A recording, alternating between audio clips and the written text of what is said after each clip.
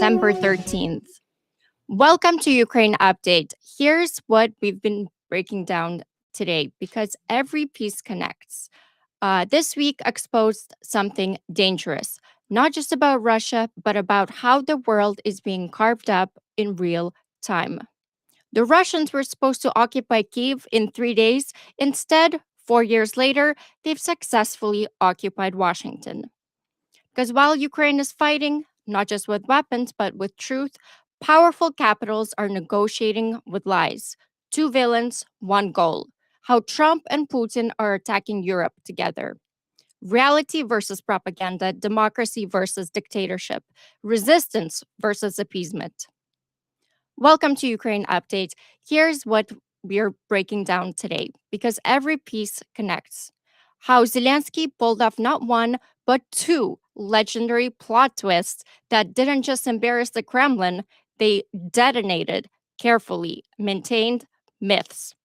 Why the Trump administration is no longer just misreading this war, but actively advancing outcomes that align with Russian interests in reshaping the world order.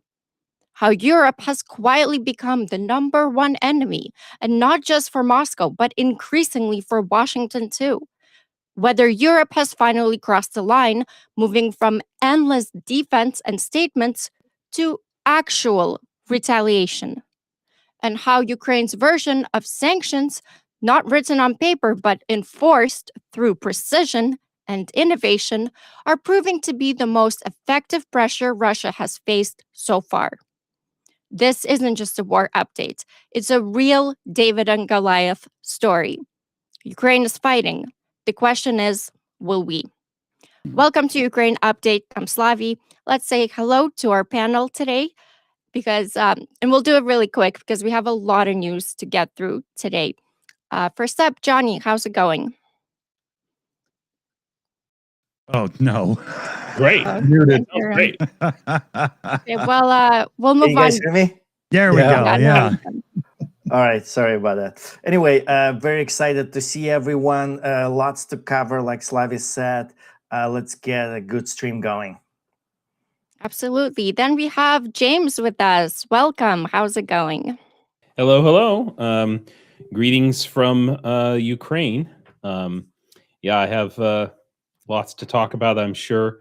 Some of you might know that I've joined Azov. I'm part of the 3rd International Battalion of the 12th Special Purpose Brigade of Azov Corps. And I'm currently head of the FPV fiber optic drone laboratory. Cool. We definitely have a lot of questions for you. That's Yeah, for sure. it's not often you get somebody that's actually in the Azov group proper that can hang out. So this is going to be cool. And working with drones and fiber optics, that's the rockstar level right there. Yeah. Дуже дякую. Nice. Then we have Commander Macmillan with us. How are you? I'm doing great. Fantastic. And our host, Dick, how are you doing? Decent. Well, very concerned, confused, frustrated, and outright angry at some of the news, quite a bit of the news. I got a little blurb I want to do as we go in, and I want to follow a few of the pieces as we, let's play follow the heavy crude after, shall we? There's lots to dig into. Plus, we're going to rip James's brain apart and get into some Azov goodness as well. The mods will be dropping James's link. There's a link to a website as well as his YouTube channel as well. And the website is very cool. Check it out because there's Azov goodies there. Interesting. Before we get into the news, please don't forget to like the streams on all the channels we are streaming on. Subscribe if you're new here, and welcome. Share this out because the stories that matter most are always the ones Power hopes you'll scroll past. So help us out. Thank you so much. Well said. Well said. So where do you want to start us off, Slavi? Let's start with the good news because because the news has been extremely dark lately. So let's start with the good news. Zelensky proves that he has balls of steel again. President Zelensky once again proved that he's pretty much the best leader there is right now because he Literally the man. Yeah. yeah. He personally visited Kupiansk, a city Putin falsely claimed was captured. For the past 3 months, Russians have been saying that they've captured it. And Putin himself, right before, said that they've captured it. And also, Putin invited foreign journalists to come and see for themselves. So the day after Putin announced this, guess who shows up? Zelensky shows up. Zelensky stood less than 1 mile from Russian lines under active drone and artillery threats. Yeah. He filmed a very taunting video on location exposing Moscow's fake victory narratives in real time. This was very important to do because it was mostly for Washington to see that Russia is not invincible and to counter Russians' lies, because Russians are lying to Washington. They're not winning, they're not advancing much. Um, we do have, I don't know, Dick, if you have prepared the snail map. Oh, Yeah. yes, That's here. great. Starsky shared that today, I think. too. Yeah. So if a snail would start from Russia, when the invasion started, the snail would already be in Poland. Snail is faster than Russians advancing. Yeah. I want to read something real quick. This is from Institute for Study of Warfare, their assessment for yesterday. This is a quote. It took Russian forces 41 months to advance 19 kilometers from the western outskirts of Lysychansk to central Siversk. Ukrainian forces liberated Liman in early October 22 during their successful September-October offensive, and the Russian forces have since been trying to recapture the town and continually claim they've done so, but haven't done so yet. And I think this highlights exactly what you're saying, is the Russians will make these utterly outlandish claims and they bear almost no relevance to the reality on the ground. Yeah. Wishful thinking At best. by Russians. Yeah. In fact, in another area, I won't read the direct quote from it, but they said they've taken to using the bad weather to infiltrate people through the lines to hoist Russian flags in various places and take pictures of it so they can post it on social media and say, see, proof that we've infiltrated or we've occupied town X. Except it's like two guys who raise a flag and immediately either desert or get captured. Yeah, they almost immediately die, pretty much. Yeah, it's just dumb.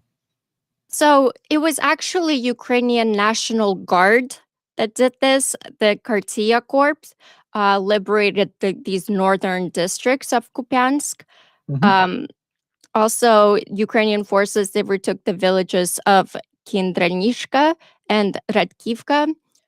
Russian units were encircled, with Ukrainian soldiers reporting the occupiers couldn't understand what was happening. I do want to add, I was trying to get this confirmed, but I think they also use a lot of drones. Maybe James, maybe you know more about this. I tried to get it confirmed, but I couldn't do it. But I am hearing that they used a lot of robots, basically. Oh, in the Hartia Brigade? Yeah. Yeah, they're starting to do that and both ground assault drones and a lot of drones. It's just drones everywhere. Yeah. That's my technical response to that, actually. Well, yeah. So even Russian military bloggers were forced to admit Ukrainian advances after that. Russian General Gerasimov November claim of Kupiansk capture was completely debunked. And yeah, Zelensky stood in front of a Kupiansk city sign less than 2 kilometers from Russian drones and artillery and said, reality speaks for itself. And that single moment destroyed months of Kremlin propaganda. Hmm. Yeah. Let them I eat hope that. Washington gets the message here. Yeah. Yeah, there it is, the snail. Yeah. Yeah. And then you scroll down and the snail would be in Vienna right now. Yeah. Crazy. Just to touch on Russian side, how they work with all this. Russia is notorious for reporting upwards to their commanders on things that they're doing, and sometimes they report because the commandment is detached from what actually happening on the ground. But they are eager to reward the lower commanding officers with positions, with medals for something that they've done, even though they haven't done it a lot of times. So there have been reports that Putin has been presented with advances on the battlefield, like on his table, and he would be told, look, we took this thing, we took that thing, and he would give them medals, he would give them positions, ranks would be progressed in that for those people. And then it would turn out all those advances were false. And this happened multiple times. And another thing, so this is bad for Russia because the commanding officers, they make decisions based on that. They think we already took some lands for them, and those lands are not there. So they send people in, and they're not fully prepared for people like James on the ground in position, and just start safari shooting those soldiers, the foot soldiers on the ground. It's a common story that Russian soldiers have, which is, oh, our commanders told us there were no Ukrainians here. Our commanders told us that we were going into one of our own trenches. And then they get there and, it's otherwise, shall we say. There's a long history of this with the Russian army. I mean, you go back even into Tsarist times, and officers would make these or report these huge claims of advances and everything, because if you didn't, then it was seen as you failing, which would get you relieved and, sent Punished. to a dangerous sector or something. Yeah. So what you did is you exaggerated the smallest things to make it sound like you were hugely successful. And it's not just in wartime. There's a number of very interesting YouTube videos you can look up where they talk about the Russian Air Force during the Cold War, where squadrons would report the most outlandish claims of how accurate their fires were and how much training time they, had done in the air, when in fact they'd almost not taken off at all. It was all completely fabricated, and the fuel that would have been used for these training flights was sold on the black market for somebody's dacha construction somewhere. Well, even in this war, the Russians appear to have destroyed the Ukrainian Air Force like several times over, according to their own propaganda. How Ukraine just magically just pops up with more MiGs. No. Those are all space aliens. Oh, got it. But it really dates back to the Potemkin village. Yeah, it does. It's Catherine the Great, man. Or not so great, as the case may be. And look at the reporting, how each town that Russia eventually takes, it's being reported several times, at least 6 or 7 times. They report, okay, we took it, then they didn't take it, then again we took it, They didn't take it, and it goes on for months. And we all have to be mindful of that. Just because Russia says they did something or they advanced somewhere, don't trust it until you hear it from Zelensky, from him coming over and telling you, no, we're still here. Yeah. Oh, it's like MAGAs believing Fox News. Oh, what did I say? I'm sorry. I didn't mean to do that. Hey, Yeah. I'm the one who can't talk about politics. You guys can talk all you want. Trust me, I will. Well, let's build on Kupiansk momentum, because Ukraine unleashed its largest drone campaign of the war, devastating over 50 Russian fuel and military sites since autumn, including refineries, airfields, and a Caspian rig. Do you know how far away that is? Yeah, Caspian? crazy Far. town. And slashing Moscow's logistics and exposing vulnerabilities far beyond the front. yeah. From December 7th to 12th, strikes hit chemical plants in Novgorod, Smolensk, disrupting production. Krasnodarska substation in occupied Luhansk, blacking out Russian ops 140 kilometers from lines. And a 9th Motor Rifle Brigade drone depot near Donetsk city, which is 53 kilometers from the front. Sea drones forced Russia's Black Sea Fleet to retreat within 25 miles of ports, curbing missiles launches. Group 13 commander predicted complex 2026 attacks after sinking tankers and Shadow Fleet vessels. Oh. Yeah, we also have this awesome new website that popped up. Ukraine made it, and it has, we can prop it up. Yeah, oh, here we go. Okay. For some reason, it just was not in the history, but there we go. There it is. It has all the losses in real time. I Wow. personally made it my homepage. Dude, But yeah, you have all your targets, and it goes by day. You can go look back at it. So what's the all- address? What's the address? I just put it in the live chat there, and I'll Okay. send it over to you as well in the back. Oh yeah, I got it. Nice. Cool. Yeah. Can I have it as well? I'm just learning about it. Yeah. No, you can't. You can't have it. There you go. Sorry. All right. Oh, I got it. I got it personally from Dick. Yeah. Yeah, it's Prove really that we cool. have a Only personal, right thing. I personal didn't relationship. Hey. Should we? Oh my Should we God. Are you spread- guys seeing what it said? The worm won't crush itself. At the Yeah. Oh, You know- they have all these catchphrases. Yeah. Are you That's awesome. serious? Oh my gosh. Drones are looking for wow. Okay. All right. This is cool. Yeah. Yeah. You know, maybe The we'll have timing to is so good. maybe we'll have to put this as the background for the show. And then every Dude. now and then I can just take the big window away so we can see it, right? That's what I'm talking about. Yeah. That's pretty, yeah. I like that idea. Yeah.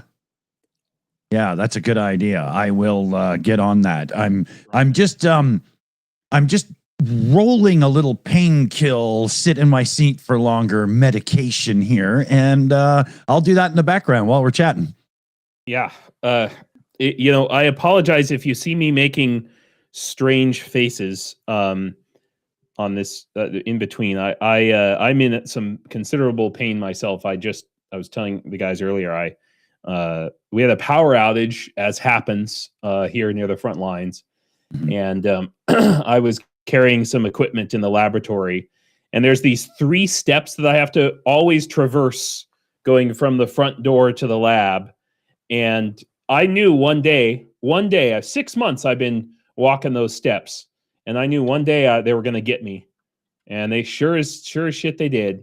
And I sprained. I had an MRI today on my ankle, and almost 50 years I've gone without spraining my ankle. So I guess I can be proud of that. But yeah. It's awful. It doesn't matter what position I put my foot in. I've got it wrapped. It's just, God. Yes, and spraining an ankle is just a beast of a injury. Yeah. Of course, we know James's line because Azov people are invincible. But Well, that said, at the same time, some Russian commander is getting his rank upped right now because he's reporting, "Hey, we sprained this Azov's guy's ankle." yeah, He reported that in live with the chat. power. Well, it's not going to stop me. We are actually expanding the laboratory, Nice. and I'm getting three new engineers very soon, and so I'm going to be underground building out the new workbenches and new storage for the guys, so we can really start chunking out some fiber optic drones here. Cool. And so speaking of which, any donations that come in today direct to our links and super chats, whatever, all that kind of stuff is going right to James and the group so that they can use the money for whatever they need. So don't be shy, people. Let's fill the coffers for them, shall we? Yeah, it really, guys, it really means a lot. And Dick, maybe if you wanted to bring up the website, the whyukraine.com, I want to just talk about it to viewers a little bit and explain. Sure. One second here. Well, while we do that, get it ready, James. You have a couple of questions coming in. Oh, okay. First one's Cool. Sarah World C for James. Is Azov receiving a lot of applications as they're fairly well known? Yeah, well, especially the international battalion is getting a lot of applications. First of all, because and also internally, a lot of soldiers will seek to transfer or essentially do like an AWOL transfer to Azov because they know that we have good training and better training than most units. Although the armed forces of Ukraine is starting to emulate that kind of training program finally. But yeah, and then also there's been an article that the International Legion is being disbanded, individual units absorbed into their associated Ukrainian brigades, essentially. Huh. Interesting. So a lot of guys may, for whatever reason, may be seeking to transfer there. So yeah, we have a whole recruiting department, and if you go to, we don't have to link this for people, but for some reason one of you wants to apply to Azov, you can go to azov.international to apply to the international battalion, and we have a whole group of recruiters who are very nice and they English speaking. And they will, interview you. And it's important to understand that, in general, almost everyone has to go through full infantry training. Even if you're going to be an engineer, you're going to do probably 2 months of pretty hardcore basic training. It's pretty well known to be the most hardcore training in Ukraine in general. So, but it's the best, I would argue. Yeah. By the way, Johnny, I love your banner back there. Oh, really? I was waiting to bring it up to you. Yeah. Thank you for noticing. It's my most prized thing. I love and cherish it. I wake up every morning. You guys are such gods. I mean it so sincerely. I'm so psyched just to be on a stream with you. And I hope people will take to heart how important it is to donate just the money from everyone watching right now. Anything we can do, it really changes the war. It's something Russia cannot account for. It's been the deciding factor all these years. Every drone that we send over there, it just makes such a difference. I'm just honored to be in your presence right now. Well, thank you. I know this. So you have a YouTube channel. It's Young Ukrainians, yeah? Yeah. Yeah, he does some real cool man on the scene, spontaneous interviews with people in the neighborhood and and it's really cool. That's awesome. That's rocking. Hell yeah.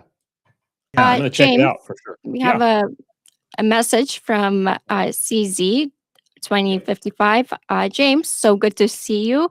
I've been wondering how you are. So glad to see you. You're safe and here. How's the abandoned dog you cared for and then rescued? Oh, Buddy is doing great. He's at my home, which some of you know I have a home and a small farm with my wife's family in the very center of Ukraine, and yeah, maybe I'll post pictures. I was back home. Was it, I think last week? Very briefly, I was able to drop in and say hi to Buddy and you know, That's cool. as soon as I get out of the car, and it's great, you know. And I picked up we had 3 kittens, and I took them back with me back to the front lines because the guys in our safe houses, some of them, they might be safe from Russians, but they're not always safe from mice.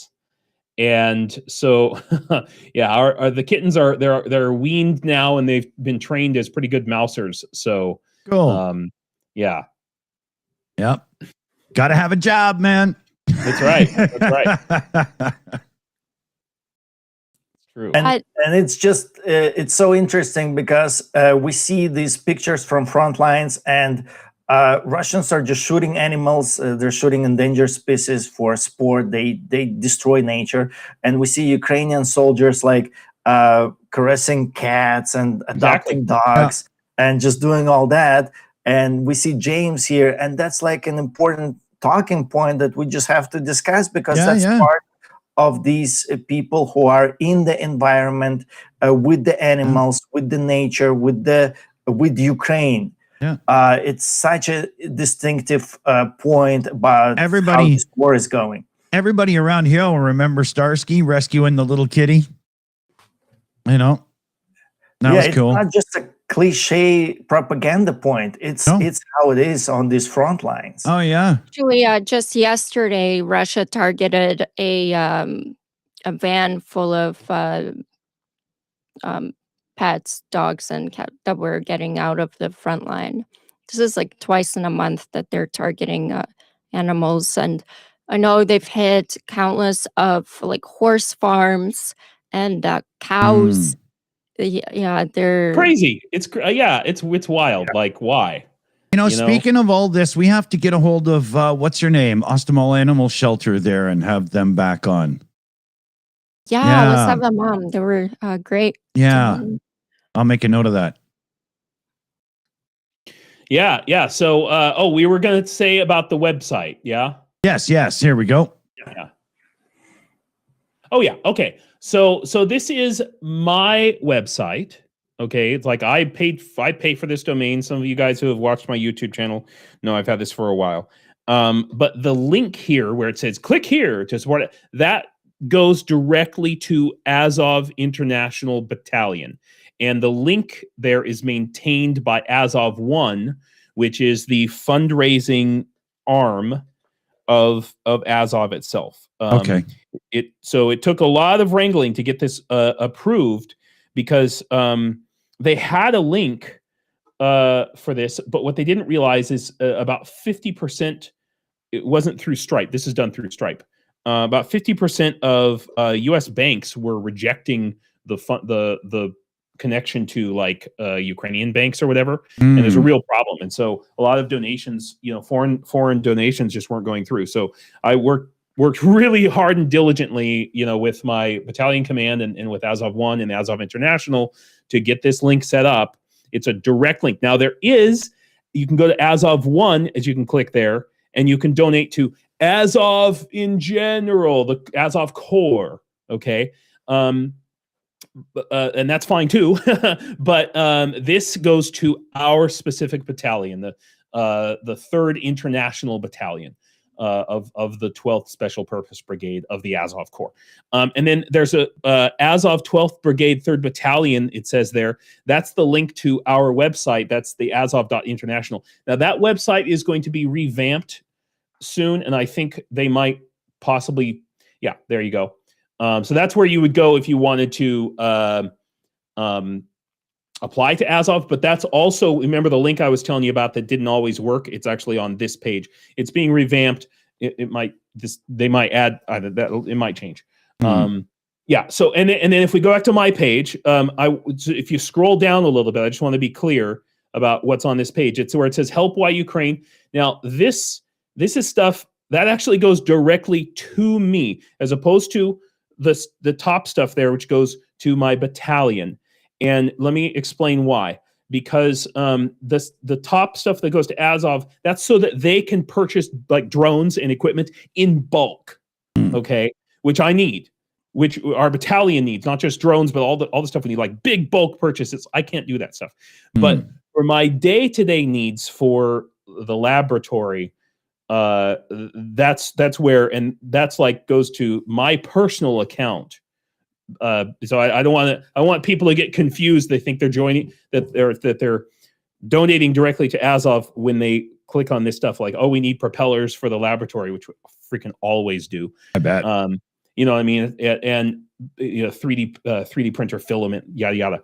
Okay, and then if you scroll down from there, you'll see that I just added this. This is a trial. This is a new thing. Okay, And unfortunately, these are not made in Ukraine. I'm sorry. I've tried for 2 years to find people who could make stuff, that just says, I support Ukraine, and then be able to mail it directly. Like I send them the money and then they mail it internationally for me.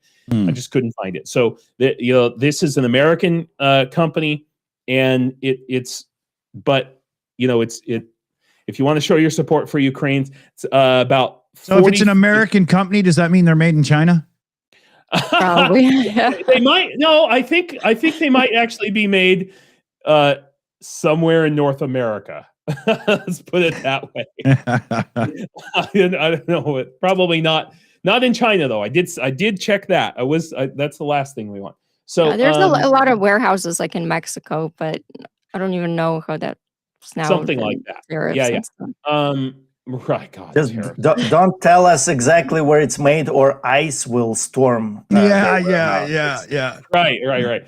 But so about 50% of that goes directly to support my laboratory. So I just want to make sure everybody's clear about what that all is. And any way that you can support, and even if you can't, if you can share with your friends or family. It's also just incredibly helpful. You become a force multiplier in this war for sure. Yeah. And Christmas is right around the corner, and what a gift this would be. So, there you go. Great thinking. Yes. Awesome. Yep. And like the sweater on that page actually has that one has my YouTube channel on the sides. Oh, forget it then. That's the insignia on there. So I had to include something funny. So there you are. All right. Yeah, it looks cool in black too. I like that. Yeah, exactly. Let me do the shirt. There's the gray. Yep. Looks good. There's you have like your choice of like 10 colors. So cool. You can even choose pink, just for you, Commander McMillan. Oh, thank you. Yeah. Pink is very fashionable right now. Yeah. Okay. Can we see pink? Yeah. I might go for that. Oh, nice. There you go. That looks very nice. And Ukraine is trendy, a lot of Ukrainian designs. They just entered the regular lives. I see people with embroidered T-shirts with just like supremely Ukrainian. I see people with like trizubs, the tridents. Show your support, guys. Awesome. Yep. Awesome indeed. Yeah. So it's a trial, and we'll see if people are interested. I hope so. And if anybody has something special that they want or to request, that's cool too. I think that'd be pretty awesome. Maybe I could get that done. So let's get some shout outs going here, because we've got a few. We'll start with Niles Knudsen in the chat, gifting out 10 Shills memberships. Thanks, Niles. I love a gifted membership, and I love 10 of them 10 times as much. Thanks, Niles. That's awesome. Yvonne Way came in with a good one here. Great stream and interesting news. Slava Ukraine. Thank you very much, Yvonne.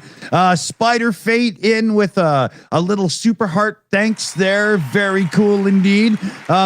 Camilla Matson. My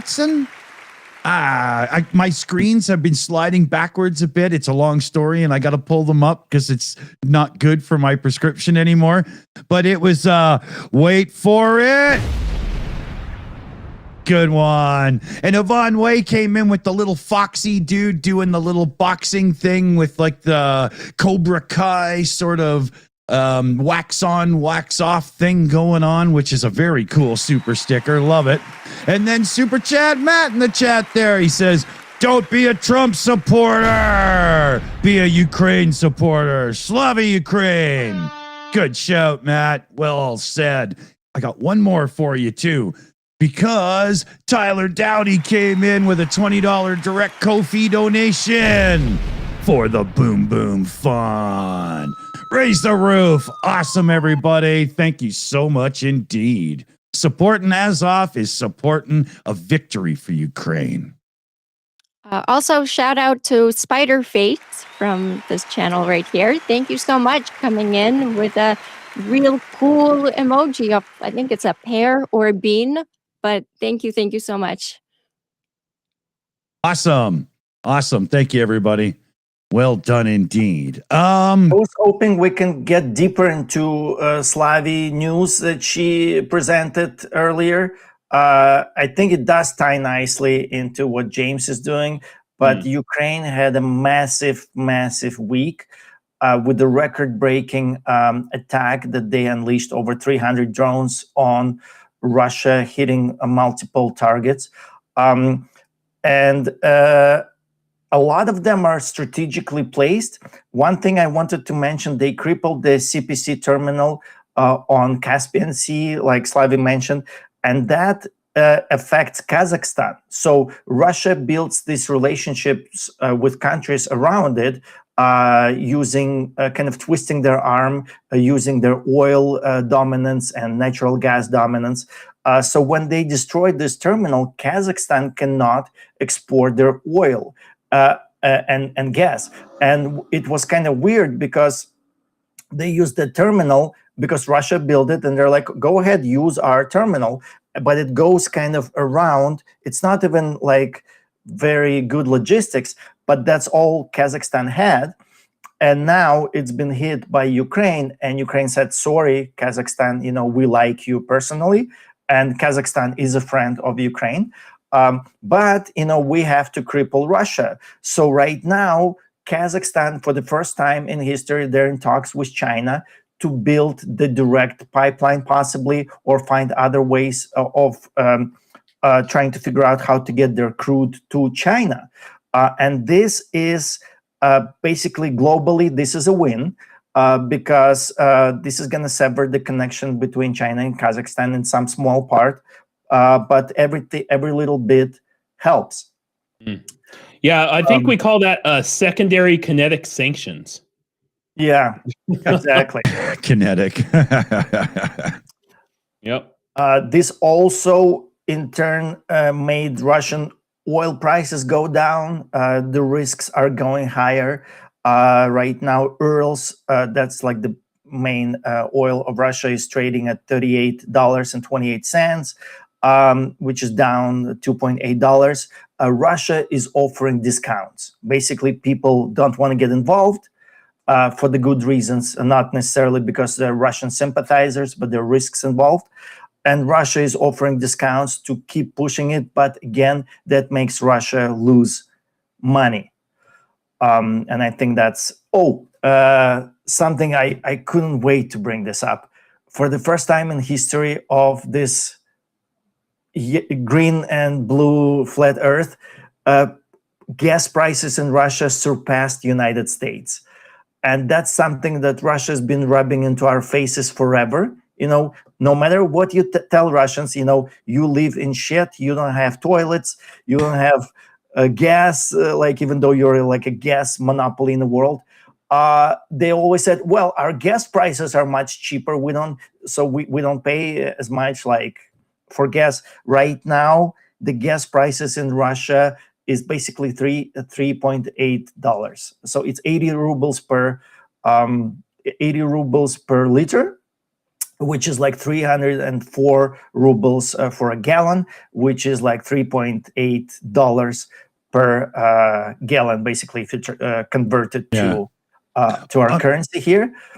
One sec. I'm just looking at the time. We're doing the show in 2 bits today. We've been doing this with some of our other shows.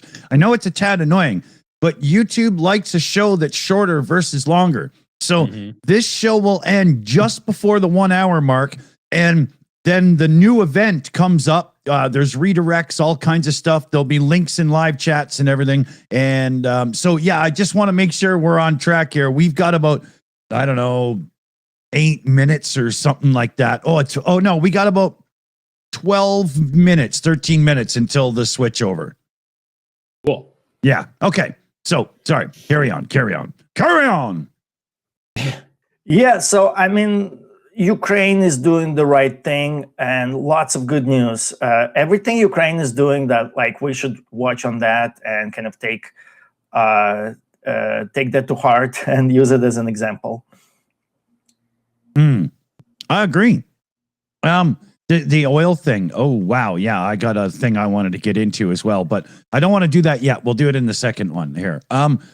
Slavish, should we maybe, so we don't get into a topic and then get interrupted, should we just throw a few questions at James and the panel, and then we'll... And I'm open to anything, any questions. You can talk. We talk about Azov history, all that, whatever you want. No OPSEC. But I'm the judge of that, obviously. And I can't discuss politics, especially politics of my particular country.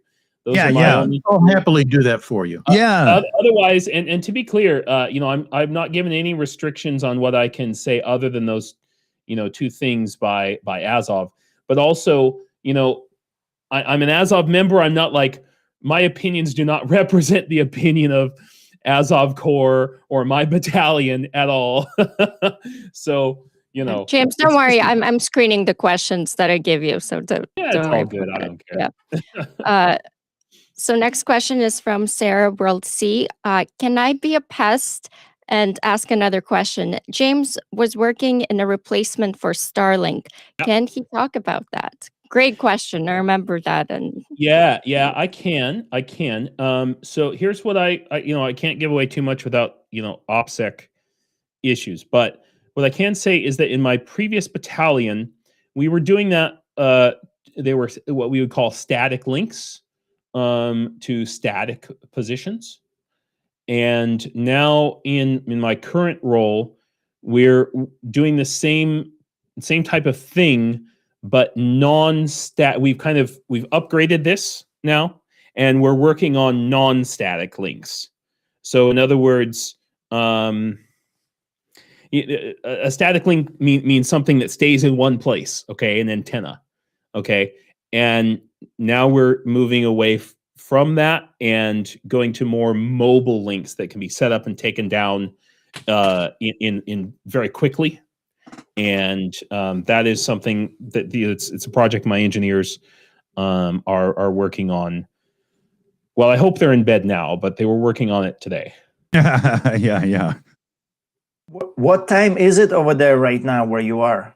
11 p.m. 11 p.m. All right. Yeah, you guys need your beauty sleep. So I only heard about I have a static question, links. Johnny. So James has a lot of questions. Yeah. So does I'm cool James with know? Next up is from Pepper Nation. Does James know anything about whether international volunteers are accepted into Ukraine's Air Force? So much for reporting comes from frontline combat units. I hear little about the Air Forces. Yeah, I had heard about that, about a program for that, but I don't have any connection to that, and I think it's very hush hush, because I had heard that was happening, but then it kind of just went away. And as you can imagine, like Azov, historically, out of necessity, has been primarily an infantry battalion. We're not involved with the Air Force, not yet, anyway. So yeah, I apologize for not having information on that. Let's put it this way: I hope so. I hope there's a volunteer program. If I had the bandwidth to organize it myself, I would. Yeah. Ain't that the way sometimes, man? Too many ideas, not enough time. You know, why do humans have to sleep? Not enough time and not enough money. Yep. Amen. We have another question from Johnny Nedricard. Sorry, I'm butchering that. So the fiber is as expensive as the drones? No, okay. So like it's a little right. How do I say this? First of all, it depends on how long the fiber is. Okay, it's the specific type of fiber. Then you have the, how do I say this? Winding the fiber is a flatulent pain in my ass. Okay. I don't have any other word for it. It's a high art that's still being developed. You know, the fiber is wound on a spool at the factory, but in general, those spools are like, fairly large, unsuitable for attachment to a drone. So that has to be unwound and then wound onto another spool. Those spools cost money. The machines cost money. Add it all up, it's depending on the drone, right? So if we're talking about like, for example, on my website, I want to give people the opportunity to buy a drone for our laboratory, which someone thankfully did today, the very first person. I think it was yesterday, maybe. That's for like the bare bones cheapest drone that is appropriate for use on the battlefield under any circumstances. Drones go up in price from there. So, $1,000, $1,500 in that range is probably more accurate. And because you need a larger drone, like really a 15-inch drone to handle a fiber optic, because you're carrying more weight. It's distributed worsely. The rotational dynamics are awful. The flight characteristics change as you fly. It's like flying an FPV. Coming from my own experience, flying an FPV is like driving my Miata. Flying a fiber drone is like driving my 2002 F-150. Okay, just that's the difference, maybe on ice.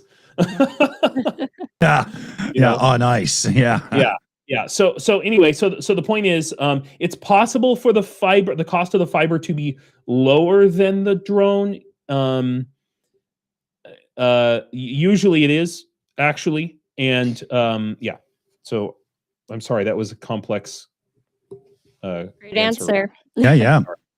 Then we have a comment from it's fat. Can you please tell me, James, that it's great to see him and that we miss him and his live streams, and he finally posted another video yesterday. Will he be more active on YouTube again? Yes, absolutely. This is my goal. Obviously, I have lots to do in the lab, but I've set a goal for myself to release more. I had to take a break because things are busy here, but also doing these drones, it takes a lot of money, and there's, how do I say this? This international battalion, I think, has a unique opportunity that hasn't been taken advantage of in previous international, like the International Legion, for example, to do outreach to the world. Okay, to represent Ukraine to the world and kind of give that grounding connection, You know, I mean, every one of our soldiers comes from some town in America or Europe or South America, China even, okay? And they are potentially actually freaking heroes in their little home communities. If anybody knew Yes. that they existed and where they were from. And I have very strongly of the opinion that we need to make that connection more. And so I'm working very hard to do that. And this is the first step. Yeah. You know, I'm sticking my neck out first to show the rest of my guys that, hey, you can do this too. Don't be afraid to be a total cringe monger. Speaking of first step, that's the last step of the first show. So let's get the links into the new events and stuff. Get everybody over to round 2 and away we go. Big shout out to all of our donators and supporters and stuff. We'll get all our, T's dotted and I's crossed and everything at the end of the second show for a big wrap up. You got your cheese? Yeah, well, you got to do it backwards sometimes just to make sure. So yes, we're out of here quick. Let's say Slava Ukraine, hit the credits, and see you on part 2, everybody. Slava. Slava. Well done.